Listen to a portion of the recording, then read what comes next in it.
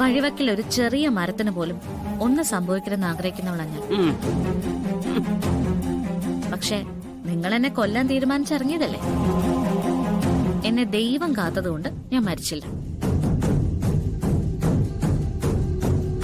പക്ഷെ അതിന്റെ ചെറിയൊരു ശിക്ഷ നിങ്ങൾക്ക് കിട്ടി.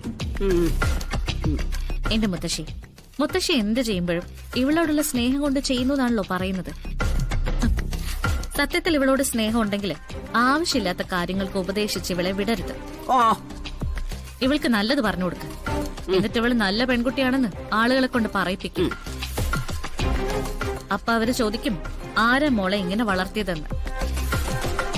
അപ്പോ പ്രിയങ്ക ചൂണ്ടിക്കാണിച്ചു കൊടുക്കട്ടെ, ആറ്റോശ്ശേരി സുകുമാരി അമ്മേ. അതല്ലേ അന്തസ്. അതെ, കൂടുതൽ ഉപദേശമൊന്നും വേണ്ട. ഒരു ചെറിയ സഹായം ചെയ്തെന്നുള്ള സത്യം എന്ന് കരുതി പറയുന്നെല്ലാം കേട്ട് നിൽക്കാനൊന്നും ഞങ്ങളെ കൊണ്ട് പറ്റില്ല. വേണ്ട, നിങ്ങൾ പോയിക്കോ. അങ്ങനെ വെറുതെ പോവൊന്നും വേണ്ട. ഇത് കുറച്ച് വെച്ചോ. എന്താ ഇത്? കണ്ടിട്ട് മനസ്സിലായില്ലേ? കാശ്. നീ ഞങ്ങളെ സഹായിച്ചതിന്. ഇത് കയ്യിൽ വെച്ചോ. പിന്നെ ഒരു സ്ഥലത്ത് നടന്ന് കണക്ക് പറയില്ലല്ലോ. ഈ കാശ് എന്തായാലും മുത്തശ്ശിയുടെ കയ്യിലിരിക്കട്ടെ. ഡോക്ടർക്ക് കൊടുത്തതടക്കം ഒരു പൈസ പോലും എനിക്ക് തിരിച്ചു തരണ്ട. എന്റെ കയ്യിലിരുന്ന പൈസ ഞാൻ പൊതിച്ചോറ് വിറ്റുണ്ടാക്കിയതാ. അത് സത്യമുള്ള പണമാണ്.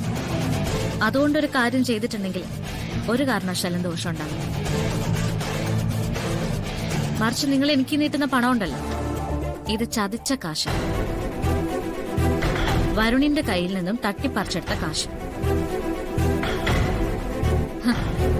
പണത്തിന്റെ പേരിൽ അഹങ്കരിക്കുകയൊക്കെ ചെയ്യാൻ മുത്തശ്ശി. ആദ്യം സ്വന്തമായിട്ട് അധ്വാനിച്ച് ഒരു 10 രൂപയെങ്കിലും കയ്യിൽ വന്നിരിക്കട്ടെ.